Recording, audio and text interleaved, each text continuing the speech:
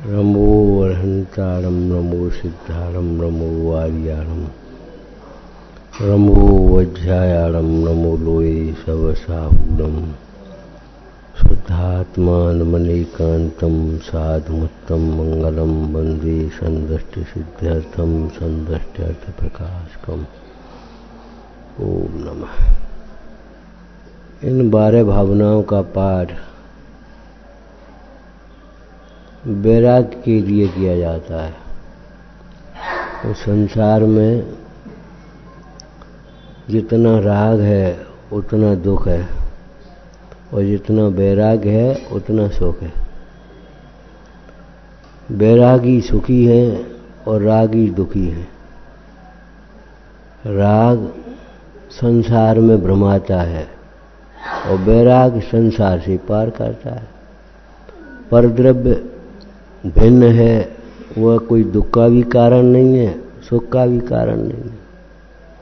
स्वद्रव्य आत्मा त्रिकाल स्वरूप सुख स्वरूप है, लेकिन मिश्री का मिठास तो है। मिश्री के मिठास का ज्ञान हो, श्रद्धान हो, उसका आस्वादन कर सकें हम, तब तो मोह मीठा होगा। जब तक मिश्री के मिठास का श्रद्धान ही नहीं है, विश्वास ही नहीं है, कोई कहे ले भाई मिश्री खाओ, अरे क्या है हमें नहीं खानी, जाने क्या होगा। अगर विश्वास ही नहीं होगा है, और खाने के लिए लालायित नहीं होंगे, तैयार नहीं होंगे। तैयार होना माने कुल्ला कर लेना, अपना मुंह साफ हो जाए, चारों ओर से उपयोग को भी एकाग्र करना, स्वाद लेने के लिए तैयार हो। ऐसे ही वैराग्य कोई वेश नहीं है, वैराग्य कोई क्रिया नहीं है, वैराग्य कोई संप्रदाय नहीं है। वैराग्य आत्मा का स्वरूप है। देखो, रोज जन्म होते हैं, रोज मरण होते हैं। ऐसा दिन बताओ जिस दिन जन्म न होते हो और मरण न होते हो। इस संसार के आंकड़ों को, अब तो आंकड़ों का समय आ गया है, कितने जन्मते हैं, हर मिनट में, हर सेकंड में, हर घंटे में जन्म होते रहते हैं और मरण भी होते रहते हैं। लेकिन विचार करो, हमें दुख कितना होता है और कब होता है? जब वह मरने वाले से हमारा संबंध होता है। अभी हम ऊपर से आ रहे थे, ये बताए, बोले 5 डूब गए एक परिवार के। स्वरूप है संसार। वास्तव में कोई असावधानी करता थोड़ा ही है, लेकिन जिस द्रव्य का, जिस क्षेत्र में, जिस काल में जो परिणमन है, उसी प्रकार से होता है। उसको कोई टालने में समर्थ नहीं। वैसी ही बुद्धि हो जाती है, वैसे ही सहायक हो जाते हैं। लौट रहे, बोले नहा लो। बताओ, स्वरूप है भाई। स्वरूप अन्यथा नहीं होता, मतलब स्वरूप बदला नहीं जा सकता। पहले आपको एक बात कही थी, देखो नीम कड़ुआ है, उसको मीठा नहीं किया जा सकता। हाँ, नीम के कड़ुएपन के भी गुण हैं, वो काम का चीज है कड़ुआपन। उस कड़ुएपन से औषधि का काम दिया जा सकता है। अब अपन सोचे नीम को मीठा करें, पर द्रव्य को हम अपना करें, कैसे करेंगे? पर द्रव्य को अपना नहीं बना सकते। जग में जिसको निज कहता मैं, वह छोड़ मुझे चल देता है। कभी पुण्य का उदय होता है तो परद्रव्य हमारी इच्छा के अनुकूल परिणमित होता है, तो हमें ये लगता है हमारा है, हमारी बात मान रहा है, हमारे हिसाब से चल रहा है। और कभी पाप का उदय होता है तो हमारे अनुकूल नहीं परिणमता है। कभी व्यापार में नुकसान होता है, कभी लाभ होता है। संयोग का वियोग, जन्म का मरण, उत्पाद का व्यय, ये तो वस्तु का स्वरूप है। उत्पाद व्यय द्रव्योक्तम सत, जैन दर्शन में उमा स्वामी महाराज ने ये सूत्र लिखा है कि उत्पाद वै ध्रुव युक्तम सत, प्रत्येक वस्तु में प्रति समय एक पर्याय का उत्पन्न होती है और पूर्व पर्याय का व्यय होता है, और वस्तु जैसी की तैसी रहती है, वस्तु का कुछ नहीं है। अब विचार करो, अपने यहाँ दुखी हो रहे अपने मोह के कारण, अपने राग के कारण, और वो जीव कहाँ गया, कहाँ पहुंच गया? कहो तो उसी समय में थोड़े से परिणाम निर्मल हुए हों और स्वर्ग में गया हो, वो वहां विमान में जाकर के, और वो अपने वहां, उसको कोई विकल्प नहीं है। और यहां अपन दुखी हो रहे मोह के कारण। जीव का भला बुरा अपने परिणामों से होता है। कार्तिकेय स्वामी ने लिखा, जैसे कहीं मट्टी की रास्ता हो कच्ची और एक सर्प निकल जाए तो उसकी लकीर पड़ जाती है। अब कोई लकीर को लाठी से पीटे, लकीर को लाठी से पीटे तो सर्प तो निकल गया। अब लाठी उस लकीर में अगर वहां पीटेंगे तो केवल उसकी धूल हमारे, और तो कुछ नहीं होगा।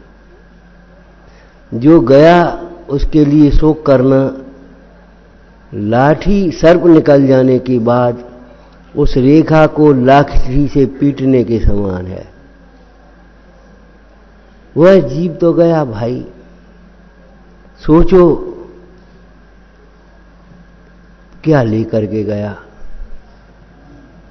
आपको लगेगा कुछ नहीं, नहीं भाई, जैसे परिणाम हुए वैसे परिणामों के अनुसार कर्म बंध हुए और उन कर्म बंधों से उसी प्रकार की गति में गया।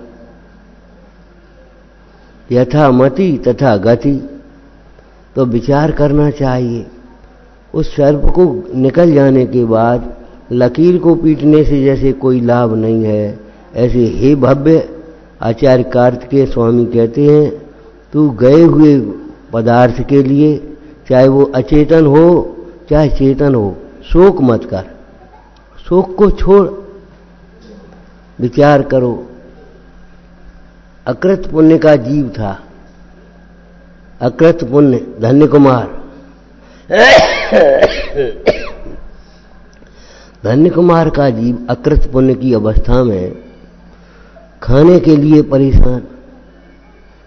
गांव में ऐसी हालत हो गई, उसका नौकर ही उसकी जमींदारी पर हो गया आसीन, और उस जमींदार के खेत में, मने अपने ही खेत में वह मजदूरी करने पहुंच गया। शाम को जब उसको मजदूरी बंटने लगी मजदूरों को, तो उसने अकृत पुण्य के नौकर ने देखा, अरे ये तो हमारी मालिक का लड़का है। उसको बड़ा संसार की विचित्रता को के ऊपर बैराग्य सा आया, धिक्कार है इस संपदा को। कल मैं नौकरी करता था, आज मैं यहाँ का मालिक हो गया और ये मालिक का लड़का आया। बोले बेटा अब तुमको हम क्या दें मजदूरी? मोहरे देने लगा, ले जाओ बेटा। मोहरे उनकी अंगारे हो गई, हाथ पर रख दे। बोला चाचा तुम सबको तो पैसा दे रहे, हमें ये अंगारे काहे को दे रहे? समझ गया पाप के उदय में कोई सहायता नहीं कर सकता, पुण्य के उदय में सहायता की जरूरत ही नहीं रहती, अपने आप काम होते जाते। उसने कहा कोई बात नहीं, मेरी मोहरे तुझे नहीं लेना है, रख दिया। और ये चने का ढेर है, उसमें से जितने चने बांध पाए बांध लिया अपने चादर में। उसने चादर में चने बांधे, जितने बांध सकता था बांधे उसने, और लेकर के चला। रास्ते में फट गई वो थोड़ी सी, और फटते फटते फटते फटते इतनी से चने पहुंचे वहां। क्या करे, कौन दे सकता है? सुख दुख दाता कोई न आन, मोह राग रस दुख की खान, निज को निज पर को पर जान, फिर दुख का नहीं लेस निदान। हे भाई, मां ने कहा बेटा कहां गया था? कि हम वहां गए थे। हाँ, अपने ही उस खेत पर मजदूरी करने गया, धिक्कार है, अब इस गांव में नहीं रहना। उसी राग से ऐसा दुख हुआ। संसार की विचित्रता को विचार नहीं किया उसने वो चने पीसे, अपना कुछ सत्तू भत्तू बना लिए और बांध करके चल दिए।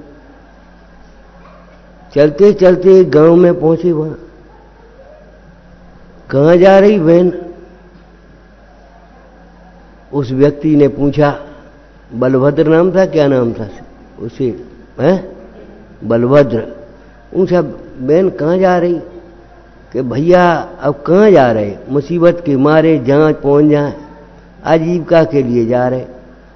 उसकी स्त्री नहीं थी, बच्चे थे। कहा, बहन तू यहाँ रह ले, हमारी रोटी बना दिया कर और तू अपने खा पी, अपने रह आराम से। तो कहे ठीक है। वहीं वह रहने लगी। अब उनके घर में खीर बनती थी, कहीं हलवा बनता था, कहीं पूड़ी बनती थी।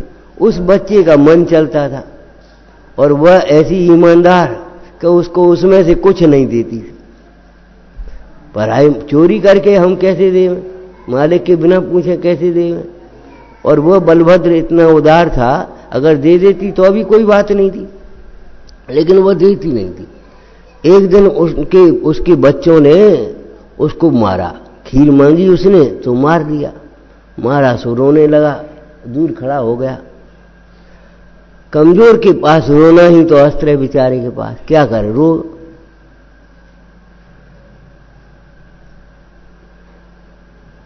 बलभद्र आ गया।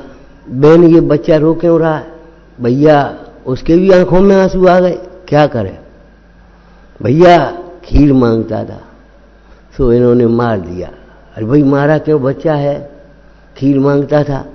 एक काम करो, दूध ले जाओ, शक्कर ले जाओ, चावल ले जाओ, मेवा ले जाओ और घर पर जाकर के खीर बनाना और इसको खिलाना। बड़ी खुशी खुशी खीर के सामान लेकर के आ गई। घर पर खीर बनाई। जब खीर बन गई तो उसने कहा, बेटा मैं जल भर लाऊं, तब तक कोई साधु महाराज आवे। नग्न होते, उनके पास पीछी कमंडल होता और कुछ होता नहीं, तो उनको जरा रोकना। उनको आहार दान से बहुत पुण्य होता है, उनको आहार दान करके तब अपन इस खीर को खाएंगे। रुक गया। मां चली गई पानी भरने। लड़का दरवाजे पर खड़ा, एक रिद्धिधारी मुनीश्वर उधर से निकले। बाबा हमारे घर खीर बनी है, अम्मा आती होंगी अभी। अब बेचारा क्या है, नवदा भक्ति, खीर खा करके जाना। वो बेचारा महाराज ने ऐसे देखा और चल दिए सो पांव पकड़ दिए। नहीं, थोड़ी देर रुक जाओ, आप थोड़ी देर रुक जाओ, हमारे ऊपर कृपा करो, अभी मां आती होगी। और तब तक मां आ गई। उसने कलसा रखा, लोटा नरियल लिया। स्वामी तिष्ठो तिष्ठो आहार जा शुद्ध है, आकर के आहार करा दिया। मुंडा रिद्धिधारी थे, आपको मालूम। वो खीर का जिस बर्तन में थी, खीर खत्म ही नहीं हो रही। उन्होंने उस सेठ के सब लोगों को, घर के लोगों को, बच्चों को, उनको बुला लिया, भोजन करो। सब गांव को बुला लिया, भैया भोजन करो। और खीर खत्म होने का काम ही नहीं। भरपेट खीर खाई, उसे प्रमाद आ गया। थोड़ी खीर रख दी उसने दूसरे दिन के लिए। दूसरे दिन खीर खा करके और पशुओं को चराने के लिए जाता था, सो चला गया। खीर तो खाई थी कल और आज भी खीर ही खाई, सो थोड़ा प्रमाद आ गया। पेड़ के नीचे सो गया और पशु सोते सोते उसे पता ही नहीं पड़ा कब शाम कब हो गई। और पशुओं को अपना इशारा मालूम होता है, वे तो चलते चलते घर पहुंच गए। इधर वो लड़का ये सोच रहा है अब क्या होगा, पशु जाने कहाँ गए, अभी मामा आएंगे और वो भैया फिर डांटेंगे, अब क्या करें। उधर लड़का घर नहीं पहुंचा, पशु घर पहुंचे तो उसने कहा भैया लड़का नहीं आया। बोले चलो देखते हैं चल करके। तो वो ले करके अपनी लांटन और लाठी ले करके चले और लड़का वहां से उसने देखा मामा आ रहे, अब मारेंगे, पशु नहीं पहुंचे, अब क्या हुआ। सो भगते भगते भगते भगते पहुंचा, सो ऊपर चढ़ गया। सो एकदम कुछ शेर खा गया या कुछ भी हुआ, उसका देहांत हो गया वहीं। वे नीचे से लौट आए, क्या करें अब चला गया, चलो सवेरे देखेंगे। अब वे घर आ गए, उधर वो उसने पशु ने खा लिया और वह दान के प्रभाव से स्वर्ग में देव हुआ। वह स्वर्ग में देव हुआ तो उसको याद आई कि मैं कहाँ था, अरे मैं वहां था, मेरी माँ रो रही है, मेरे रो रही है, बड़ी दुखी है। तो वह उसी वेश में आकर के खड़ा हो गया, माँ तू काहे को रो रही है, मैं देख मैं तो देव हो गया, उस खीर के दान के प्रभाव से मैं तो देव हो गया, तू काहे को रो रही है, तू धर्म ध्यान में लग, धर्म मार्ग में लग जा, अब रो मती, अब मैं तेरे पास थोड़ी रह सकता हूं, मैं तो वहां जाऊंगा। उस मां ने देखा और देख करके संसार का स्वरूप विचित्र हो गया, उसका संस्कार किया और जाकर के दीक्षा ग्रहण कर ली। वही जाकर के धन कुमार की मां बनी, वही आकर के उसके प्रेम मना पोत बना धन कुमार।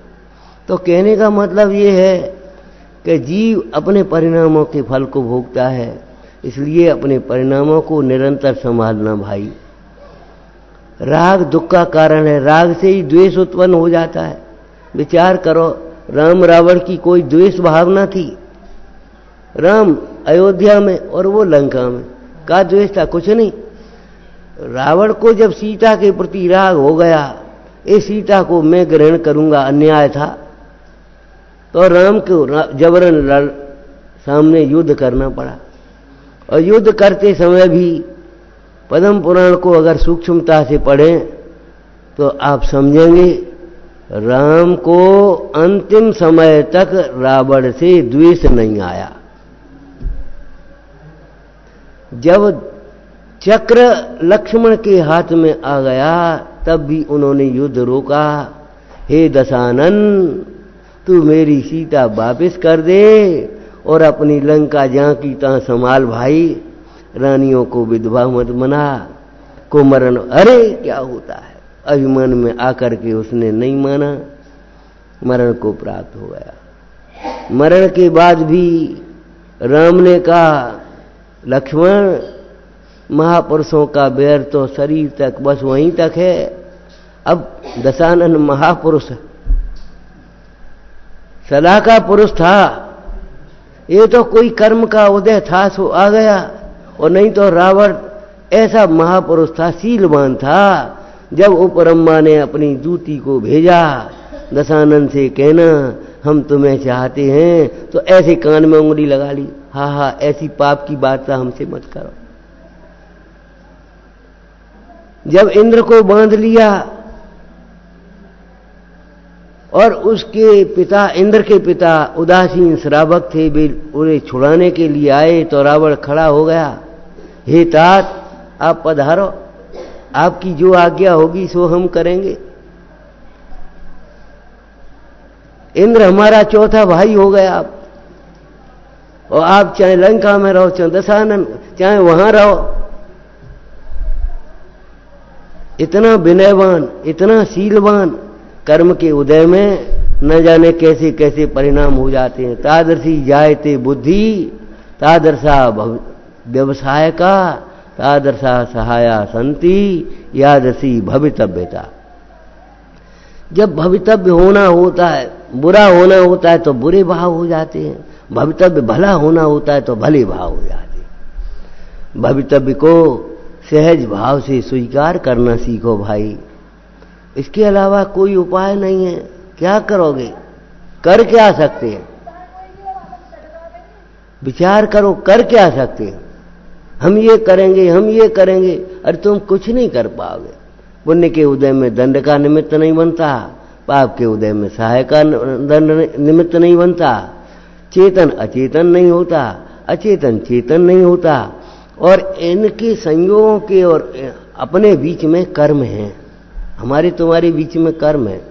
अभी थोड़ी देर ये पहले गए, बोले भैया हमने कहा अब नहीं आ पाएंगे, हमारी तबीयत ठीक नहीं है। ये बोले चलो 10 मिनट के लिए, हमने चलो चलते भाई। कुछ नहीं, मैंने करना धरना हम कर क्या सकते हैं?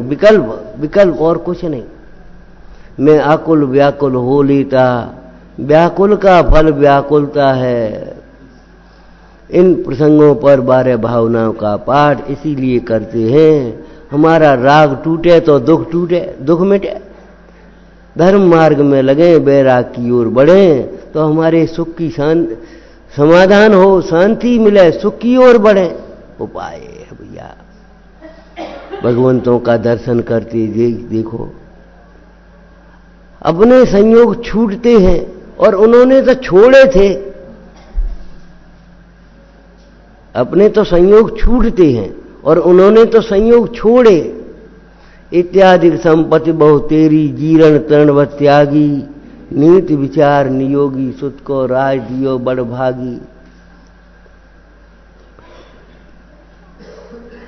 सारी संपदा छोड़ करके काय के लिए छोड़ी थी? काय के लिए छोड़ी थी? आत्मा की आराधना के लिए, वैराग्य के लिए। वैराग्य तत्व ज्ञान से होता है। ज्ञानाभ्यास करो, वैराग्य को प्राप्त करो। वैराग्य ही सुखमय है और राग दुखमय है। नीति में लिखा, नास्ति राग समम दुखम, नास्ति त्याग समम सुखम।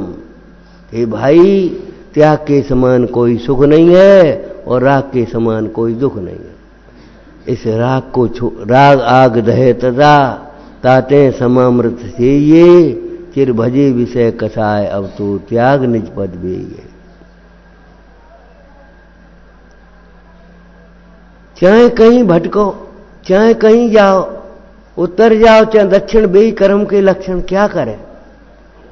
जितने उदय है उतनी सामग्री मिलती है और जैसे परिणाम है उन परिणामों के अनुसार हमारा जीवन शांत और अशांत होता है। आकुल व्याकुल अपने अपने परिणामों से ही तो होते हैं और अपना ज्ञान ही अपने को समाधान करता है। कल कह रही, आप तो हाल समाधान कर लेते, कोई बात नहीं, इसका परिणाम ऐसा था, इसका तो हम क्या करें बताओ? अब गुस्सा करें या तो किसके ऊपर करें, कैसे करें, क्या करें, कहां तक करें, क्यों करें? राग करें तो क्या करें? अब जला गया, अब चला गया, भाई चला गया, कोई बात नहीं, अब क्या करें, ठीक है।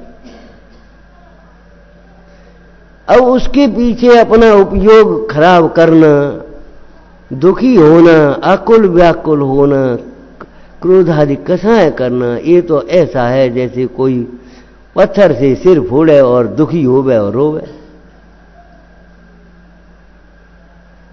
भैया समझने का मार्ग है। ज्ञान से वैराग्य होता है, वैराग्य से सुख होता है। अज्ञान से राग होता है, राग से दुख होता है। सारे तीर्थंकरों का इतना संक्षिप्त उपदेश है, इतना ही मार्ग है। इस वैराग की संस्कृति को समझने के लिए, देखने के लिए ही इतने विदेशी हिंदुस्तान में आते हैं। उस वीतरागी प्रतिमा को देखते हैं, ओहो ओहो, ओ माय गॉड, ऐसे करते हैं, ओ माय गॉड।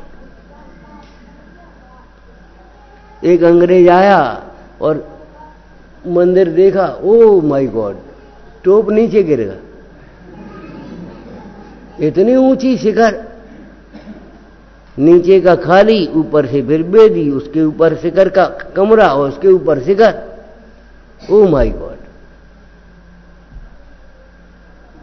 अरे इस ऊंचाई को देख रहे हो, आत्मा कितना ऊंचा है और आत्मा की तुम्हारा धर्म कितना ऊंचा है।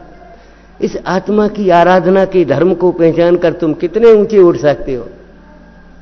ऊंचे तुम्हें है उठना, माया से युद्ध करके अध्यात्म के शिखर पर सबको दिखाओ चढ़ के। भगवंतों के उपदेशों को पहचानो, स्वाध्याय करो, पढ़ो, कुछ अच्छा जरूर पढ़ो, अच्छा बोलो, अच्छा सोचो, अच्छा पढ़ो, अच्छा सुनो, उसके लिए चौकन्ने रहो और खोटा सोचने के लिए बिल्कुल असंगी बन जाओ। हम सोच भी नहीं सकते ये काम। बोलने के लिए गूंगे बन जाओ, नहीं भैया हम नहीं बोल सकते, ऐसे वचन हम क्यों बोले। एक लड़के को उपदेश दिया, एक वयोवृद्ध व्यक्ति ने, देखो भैया ये गाली नहीं देते, अच्छी बात नहीं है, लोग क्या कहेंगे, ऐसे कुल में पैदा होकर तुम गाली देते हो। उसने कहा अब नहीं देंगे दादा, बिल्कुल। उसने अभ्यास किया और धीरे धीरे धीरे धीरे 1-2 महीने बाद फिर वो मिले, बोले दादा हमने इतना अभ्यास किया, अगर हमको कोई 100 गाली भी दे दे तो हमारे मुंह से गाली नहीं निकलेगी, नहीं तो आप दे करके देख लो। बोले भैया तेरी परीक्षा होगी, हमारी जबान कितनी गंदी होगी। तेरी परीक्षा के लिए हम अपनी जबान गंदी थोड़ी करेंगे। हीरे भरे हैं तुम्हारे यहां, जवाहरात भरी है, यही तो जवाहरात है, यही तो हीरे हैं रत्नत्रय के। अपनी कीमत को पहचानो, अपने धर्म की महिमा को पहचानो, अपने सुख को पहचानो, अपने कर्तव्य को पहचानो। बहुत दुर्लभता से मनुष्य पर्याय मिली है, इसका सदुपयोग करो भाई। एक क्षण भी हमारा संयम बिन घड़ी न एक जाओ, एक घड़ी भी हमारी संयमित भाव के बिना, माने खोटे वचन, खोटा भाव और खोटी क्रियाएं, चेष्टाएं, इनमें न जाए। एक एक समय का सदुपयोग करो, हमारे जीवन का सदुपयोग हो जाएगा। अरे ये समय रहने वाला तो है ही नहीं, जब वे दिन नहीं रहे तो ये दिन भी नहीं रहेंगे, धीरे धीरे सब चलेगा। आत्मा महातत्व है, कोई पदार्थ ऐसा नहीं है जिसके बिना हमारी न चले। सब होगा, सब चलेगा, सब करेंगे। अब क्या होगा, भगवान के ज्ञान में भैया। जो जो देखी वीतराग ने, सो सो होसी बीरा रे, अनहोनी होवे नहीं कभू काहे होत अधीरा रे। तुम अधीर आकुल व्याकुल मत हो, ये सोचो हमारा क्या होगा अगर इन संकलित परिणामों से कर्म बनेंगे, उनको कहां भोगेंगे हम भाई। इसलिए संकलित परिणामों से डरो और विशुद्ध परिणामों का उद्यम करो, अपने स्वभाव को पहचानो। इसका नाम जैन धर्म है। ओम नमः।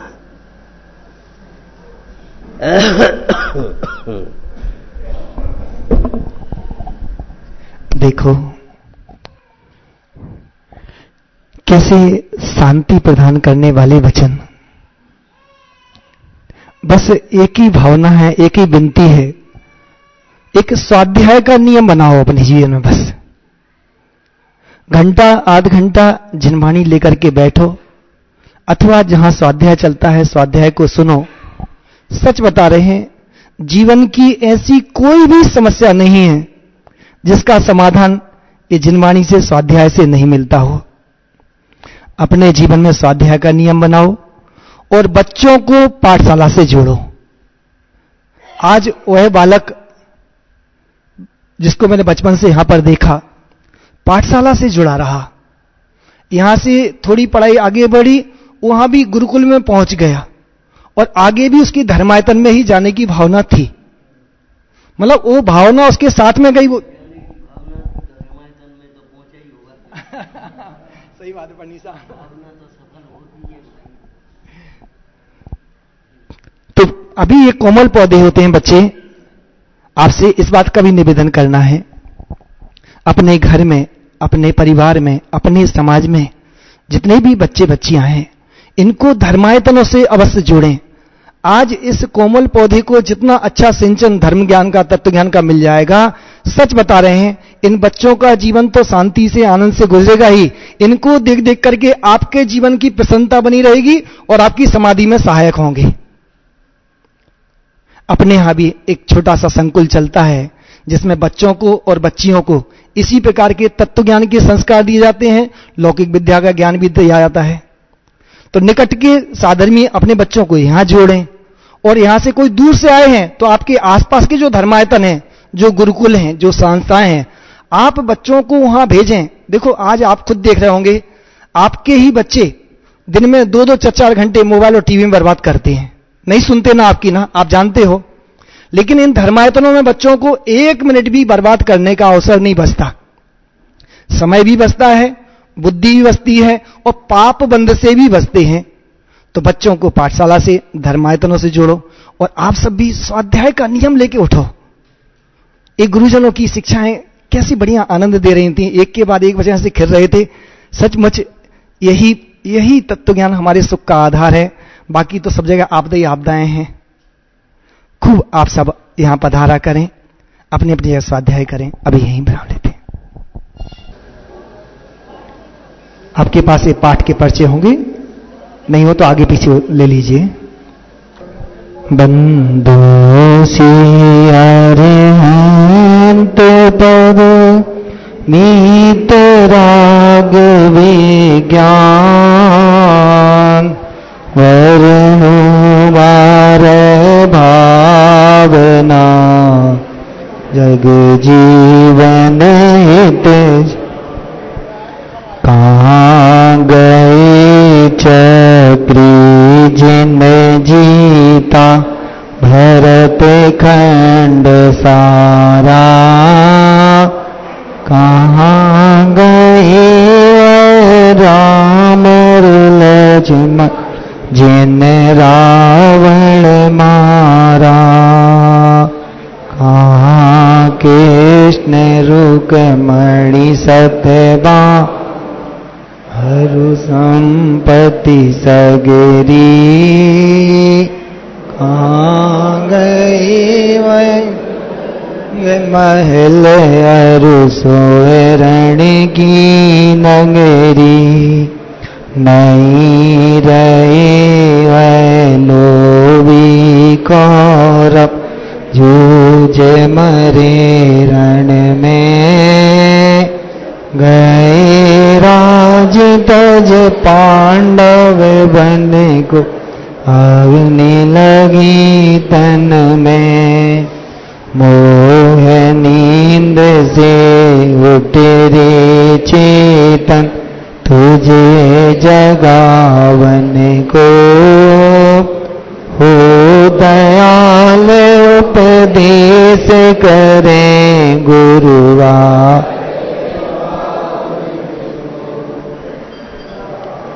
राजा राणा छत्रपति दिन के असवार मरना सभी को एक दिन अपनी अपनी बार ढलवा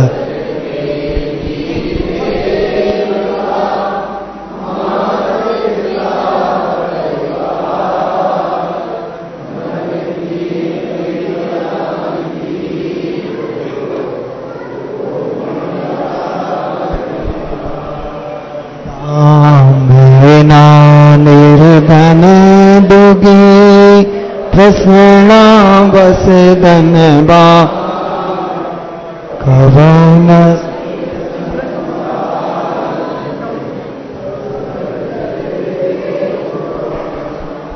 आप अकेला अवतरे मरे अकेला हो यों कहो इस जीव को साथी सगा न को जान दे अपनी नहीं तान संपत्ति पर प्रगट है पर है पर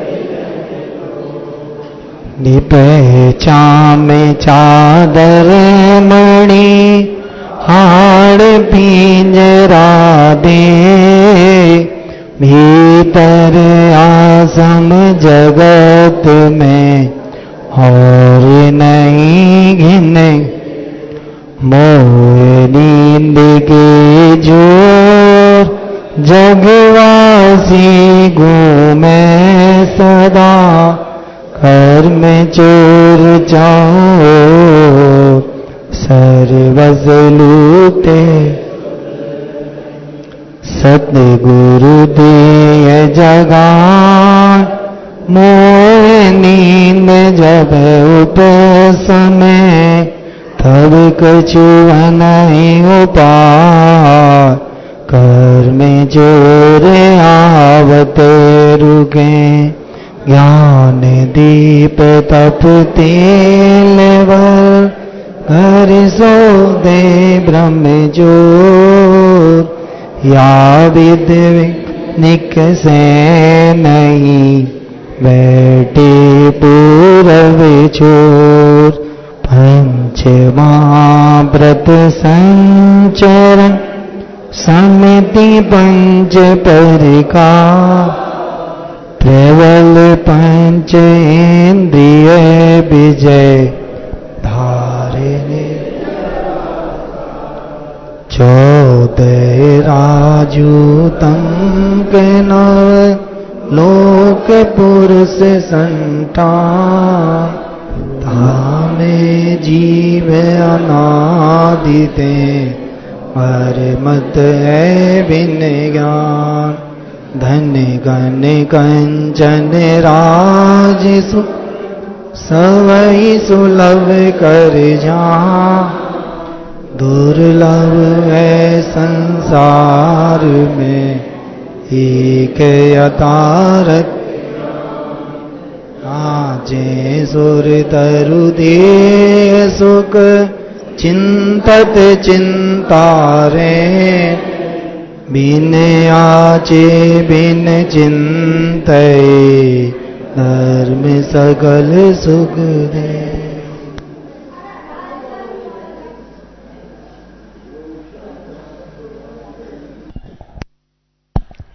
नौ बार लमोकार।